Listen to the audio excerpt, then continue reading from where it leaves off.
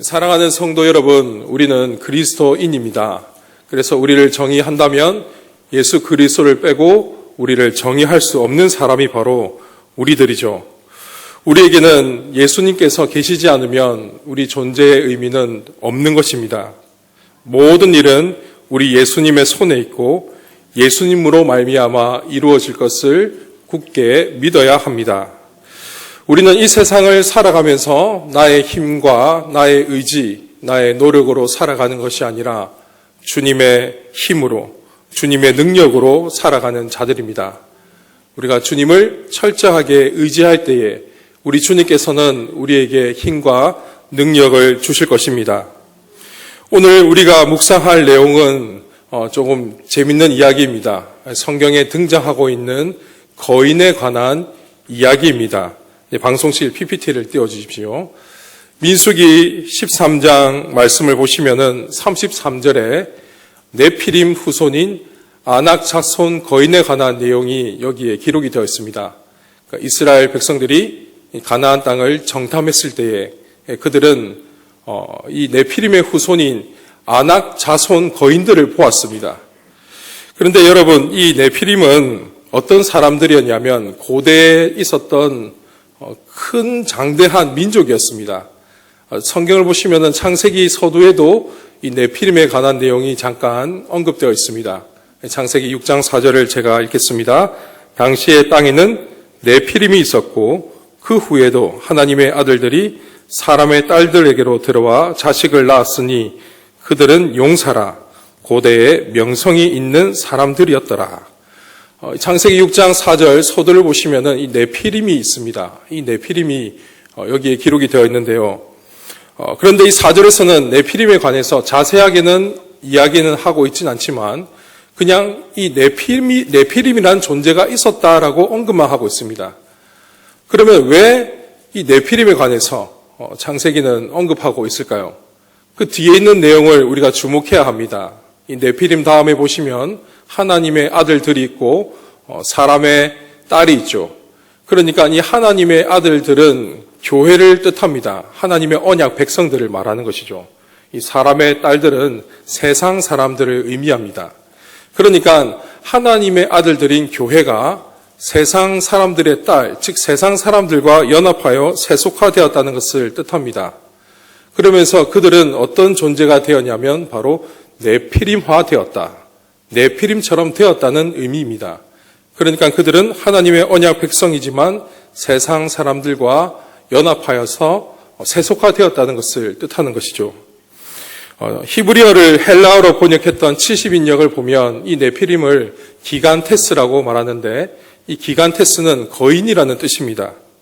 그러니까 이 네피림은 고대 근동사회에 존재했던 그런 민족인데 이들은 거인족이었습니다. 오늘 조금 전에 우리가 민수기 13장 33절 말씀에 보면 이 아낙 자손이라고 살펴보았는데 그들이 누구의 후손이라고 했습니까? 네피림의 후손이라고 했죠. 그러니까 이 아낙 자손들도 매우 장대한 거인족이라는 것을 우리는 알게 되어집니다. 우리는 네피림에 대해서 살펴보았습니다. 이제는 좀 더 아낙 자손에 대해서 살펴보고자 합니다. 신명기 2장 말씀을 보시면은 이 아낙 족속이 어떤 사람인가에 대해서 조금 설명하고 있습니다. 10절과 11절 말씀을 제가 읽겠습니다. 이전에는 에민 사람이라 거기 거주하였는데 아낙 족속같이 강하고 많고 키가 크므로 그들을 아낙 족속과 같이 르바임이라 불렀으나 모압 사람들은 그들을 에밈이라 불렀으며 이 신명기 2장을 보시면은 아낙 족속뿐만 아니라 다른 족속도 여기에 한 번 더 이렇게 기록이 되어 있습니다. 언급되어 있습니다. 그 사람들은 에밈 사람이라고 나와 있죠. 이게 에민 사람도 거인족입니다. 이 에민 사람과 아낙 족속의 특징이 노란색으로 이렇게 표현이 되었죠. 어떻게 기록이 되었습니까? 강하고 많고 키가 크다. 그러니까 우리는 이 신명기 말씀을 통해서 아낙 자손들은 강하고 많고 키가 큰 민족이라는 것을 알게 되어집니다. 그리고 여러분, 우리가 이들에 대한 특징을 생각했을 때 어떻게 생각을 하냐면 저처럼 키가 큰 사람 이렇게 이해를 하게 되는데 그렇지 않습니다, 여러분. 저는 잽도 안 됩니다. 저는 소인이에요, 소인. 이 사람들의 신장은 평균 한 3m 정도 되고 체중은 200kg가 넘어갑니다. 저는 죄송합니다, 자랑 아닙니다. 187cm입니다. 그런데 저보다도 더 1m 머리 위에 사람이 있고 체중도 저보다도 100kg 이상 더 나가는 사람이 바로 여기에 나와 있는 거인입니다. 굉장한 것이죠. 그래서 민수기 13장에 정탐꾼들이 가나안에 갔을 때에 아낙 자손들을 보고 두려워했던 것은 당연한 겁니다. 여러분들은 안 두려워하실 것 같습니까? 키가 3m에 체중이 200kg 되는 사람들이 한 명이 아니라 그 마을에 그렇게 다 있는 겁니다. 이스라엘 백성들은 당시 키가 얼마나 크겠습니까? 아마 170 정도, 죄송합니다. 170 정도 되는 분 계시겠지만, 제가 말 실수를 할 것 같아서 굉장히 조심스럽습니다. 하여튼 평균 키를 170으로 잡았을 때에, 거기 있던 이 아낙 자손들은 키가 3m가 넘어가니까 얼마나 그들이 봤을 때 두려웠겠습니까? 그래서 그들은 자신들을 뭐라고 말했냐면, 메뚜기라고 표현을 했습니다. 우리가 스스로 보기에 메뚜기 같았다. 여러분, 이렇게 말하는 고백이 어쩌면 참 바른 고백이라고도 또 말할 수 있을 수도 있겠습니다. 신명기 2장 11절을 보면 또 이렇게 나와 있죠. 그들에 대해서 르바임이라고 표현을 하고 있습니다. 그러니까 이 에민 사람과 아낙 족속을 르바임이라고 불렀다, 이렇게 표현되어 있습니다. 이 르바임은 히브리어로 거인이라는 뜻입니다. 그리고 모압 사람들은 그들을 또 에밈이라고 불렀다, 이렇게 나와 있죠. 이 에밈도 거인이라는 뜻입니다. 그래서 여러분, 우리가 조금 전에 읽었던 이 말씀을 어떻게 생각을 해야 되냐면, 이 에민 족속과 아낙 자손은 정말 장성하고 키도 크고 정말 강대한 그러한 거인들이었다라는 것을 알게 되어지는 것이죠. 그래서 가나안에 정탐했을 때 거기 살고 있었던 그 사람들은 단순히 키가 큰 사람들이 아니라 거인족들이 그 땅에 살고 있었다는 사실입니다. 많은 이들이 성경에 관한, 이 거인에 관한 이야기를 생각할 때 두 가지 잘못된 입장을 취하고 있습니다. 첫 번째는 이것을 동화나 신화 정도로 생각을 한다는 것이죠. 실질적으로 존재했던 인물이 아니라 단지 성경에 기록되어 있는 어떠한 이야기, 동화나 신화 정도로 생각을 하고 있다는 겁니다. 이것은 여러분, 성경에 대한 매우 잘못된 태도입니다. 지금도 자유주의 신학은 이것을 잘못된 것으로 가르치고 있습니다. 그러니까 성경에 등장하고 있는 기록된 거인은 실질적으로 그렇게 큰 사람이 아니라 영웅적인 사람을 과장해서 표현한 것이다, 이렇게 주장하고 가르치는 것이 자유주의 신학입니다. 그러나 우리는 성경을 이렇게 읽는 것은 성경을 왜곡하는 것이다 라고 말할 수가 있는 것이죠. 이 성경에 기록된 거인은 정말 존재했던 그러한 장성한 거대한 민족이었습니다. 그리고 두 번째는 이 거인들을 우리가 어떻게 이해를 하고 있냐면 일상생활 중에서도 볼 수 있는 키가 큰 사람, 그 정도로 우리가 이해를 하는 것이죠. 우리나라에도 보면 키가 큰 사람들이 있습니다. 씨름 선수였던 최홍만, 여러분 최홍만 잘 아시죠? 최홍만의 키가 2m 20이라고 합니다. 그리고 여러분, 중국에 정말 키가 큰 농구 선수가 있습니다. 이 야오밍이라는 선수가 있는데 한 2m 30 정도 되어집니다. 그래서 우리는 우리 일상 속에서도 가끔씩 볼 수 있는 키가 큰 사람을 이 성경에 나와 있는 거인이다, 이렇게 이제 생각을 한다는 것이죠. 여러분, 그렇지 않습니다. 그 사람들도 잽도 안 됩니다. 야오밍, 최홍만보다도 머리 위에 1m가 더 있습니다. 이런 사람들이 거인이고, 그들은 몇 명이 그렇게 키가 크고 거대한 사람이 아니라 종족입니다. 그들 태생 자체가 태어나면 3m까지 자라는, 몸무게는 200kg가 넘어가는 그러한 종족이 바로 이 성경에 나와 있는 거인들이라는 것이지요. 물론 지금은 이런 거인족은 다 멸종했습니다. 더 이상 이렇게 큰 민족은 존재하지 않습니다.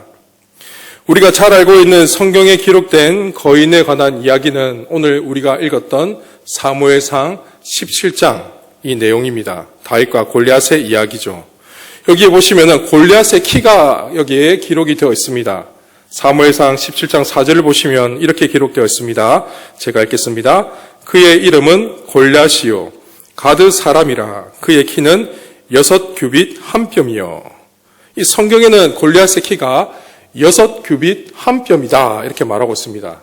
규빗을 여러분 잘 알고 계시죠? 중지부터 팔꿈치까지 대략 45cm로 계산을 하는데 이것을 이제 6규빗 곱하기 6을 해야 합니다. 그리고 한 뼘을 20cm로 잡았을 때에 골리앗의 키는 대략 2m 90cm가 되는 것이죠. 골리앗은 한 3m 정도 되는 사람이다. 이렇게 이해하는 게 편할 것 같습니다. 중국의 농구 선수보다도 야오밍보다도 한 70cm 더 큰 사람이 바로 골리앗입니다. 그런데 이 어린 시절 소년 다윗은 이렇게 크고 장대한 골리앗을 물맷돌을 던져서 죽였습니다. 정말 보잘것없는 그 돌멩이를 던져서 죽였던 것이지요. 어떻게 이런 일이 일어나게 되었습니까? 하나님께서 다윗과 함께 하셨기 때문에 이것은 바로 하나님의 능력으로 일어난 일입니다. 하나님께서 함께 하셔서 블레셋 장수 골리앗을 쓰러뜨리게 하셨습니다. 다윗이 골리앗을 향해 나아갈 때에 그는 이렇게 외치고 나아갔습니다. PPT 세 번째 띄워주십시오.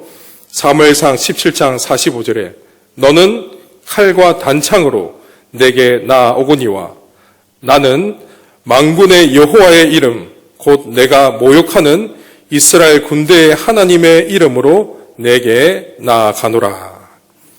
사랑하는 성도 여러분, 저는 이 다윗의 고백이 우리 새순교회 성도님들의 고백이 되어지기를 간절히 소원합니다. 정말 이 고백은 우리의 고백이 되어야 합니다. 우리가 이 세상을 살아가면서 그리스도인으로서 가져야 할 믿음이 바로 여기에 나와 있는 것이죠. 작고 초라하고 연약해 보이는 우리의 믿음은 어떤 믿음이냐면 크고 장대한 거인과 같은 이 세상을 이길 수 있는 그러한 믿음이라는 것이죠. 우리는 연약하지만 그러나 우리와 함께 하시는 하나님은 연약한 분이 아니시죠. 전능하신 하나님이십니다. 골리앗과 비교할 수 없는 이 세상과 비교할 수 없는 그러한 전능하신 하나님이시지요. 우리가 철저히 하나님을 믿고 신뢰하며 나아갈 때에 우리는 아무리 크고 강대한 거인과 같은 이 세상 속에서 결코 좌절하고 절망하지 않습니다. 우리는 승리할 수 있습니다. PPT 넘겨주십시오. 사무엘하 21장을 보면 사무엘하 21장을 보면 다윗의 용사들의 내용이 기록이 되어 있습니다. 평소에는 잘 안 읽는 내용이죠. 읽더라도 쉽게 넘어가는 그러한 내용인데 여기에 보시면은 블레셋 장수 골리앗과 같은 그러한 인물들이 계속 기록이 되어 있습니다. 16절을 보면 이스비브놉이라는 사람이 나옵니다. 참 발음도 힘듭니다. 이스비브놉. 이 거인 장수를 다윗의 용사 중에서 누가 쓰러뜨렸냐면 아비새라는 용사가 그 자를 쓰러뜨렸습니다. 그 다음 보시면은 삽이라는 거인족이 나오는데 이 삽은 십부개, 다윗의 용사 십부개가 그를 죽였습니다. 다음 페이지를 넘겨주십시오. 자, 19절을 보면 골리앗의 동생이 나오는데 동생 이름이 기록이 되어 있습니다. 뭐라고 나와 있죠? 라흠이. 라흠이라는 자를 다윗의 용사 엘하난이 죽였습니다. 그리고 20절을 보면 무명의 장수가 나옵니다.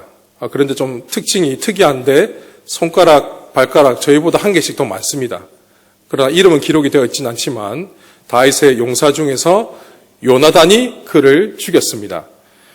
그리고 마지막 절을 보면 이렇게 기록이 되어 있죠.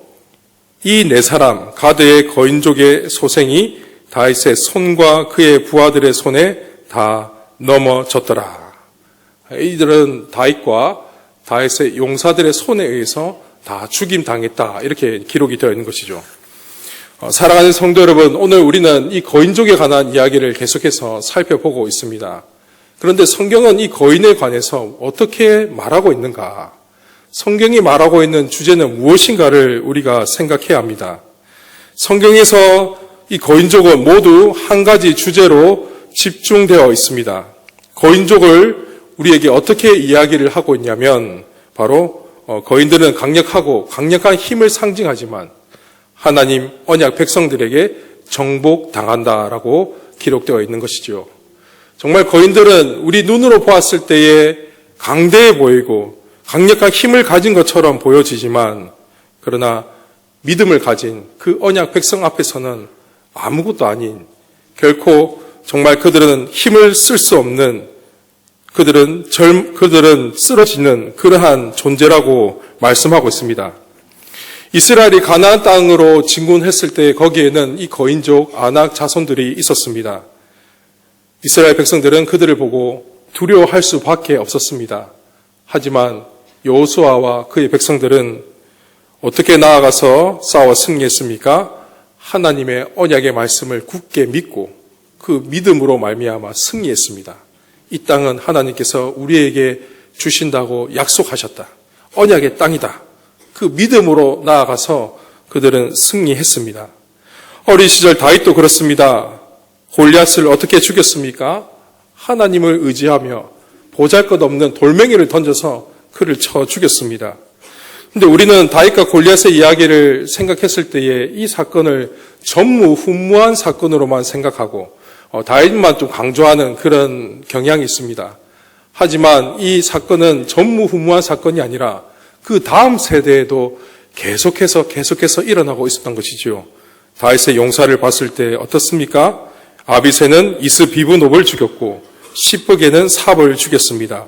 엘하나는 라흐미를 죽였고 요나단은 무명의 장수를 죽였습니다. 이 계속해서 그 일은 일어나고 있었던 것이죠. 다음 세대, 그 다음 세대에도 계속해서 하나님의 언약 백성이 장수 거인들을 쓰러뜨리는 그러한 내용은 계속해서 이어져 가고 있었습니다. 여러분, 이 성경에 나와 있는 이 다윗의 용사들의 이야기는 단순히 그들의 무용담을 말해주기 위해서 기록된 것이 아닙니다. 하나님을 신뢰하는 언약 백성들은 이 땅에 있는 거인, 즉 세상을 믿음으로 승리할 수 있다는 사실을 우리에게 말씀하고 있는 것이지요. 이 일은 지금도 일어나고 있습니다. 계속해서 다음 세대를 흘러가 지금 우리에게도 해당되는, 우리에게도 주어진 말씀입니다. PPT 넘겨주십시오. 사무엘상 17장 45절을 떼어주십시오. 네, 제가 다시 한번 더 읽겠습니다. 너는 칼과 단창으로 내게 나아오거니와 나는 만군의 여호와의 이름, 내가 모욕하는 이스라엘 군대의 하나님의 이름으로 내게 나아가노라. 아멘. 사랑하는 성도 여러분, 정말 이 고백이 저는 우리 성도님들의 고백이 되어지기를 간절히 바라고 소원합니다. 우리의 고백이 되기를 원합니다.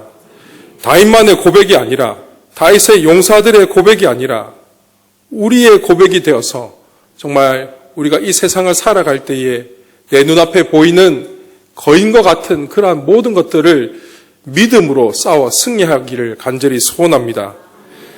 우리는 그렇습니다. 힘과 능력이 없습니다. 우리에게는 칼도 없고 창도 없고 단창도 없습니다. 하지만 우리는 결코 혼자가 아니라는 사실을 기억하십시오. 우리에게는 어떤 분이 계십니까? 전능하신 하나님께서 우리와 함께 하십니다.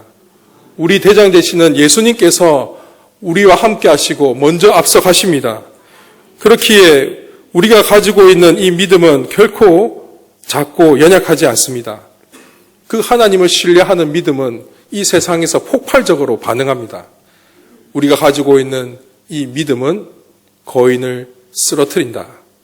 우리가 가지고 있는 이 믿음은 세상을 싸워서 반드시 승리한다는 사실을 여러분 기억하십시오. 믿음의 힘을 믿으시기를 바랍니다. 정말 이 믿음은 세상이라는 거인을 쓰러뜨립니다. 다윗과 다윗의 용사들처럼 만군의 여호와의 이름으로 세상을 향해 나아갈 때에 반드시 승리하게 될 것입니다. 2024년 한 해 하나님의 이름으로 세상에 나아가 믿음으로 승리하시는 우리 모든 새순교회 성도님들이 되시기를 주님의 이름으로 축원합니다.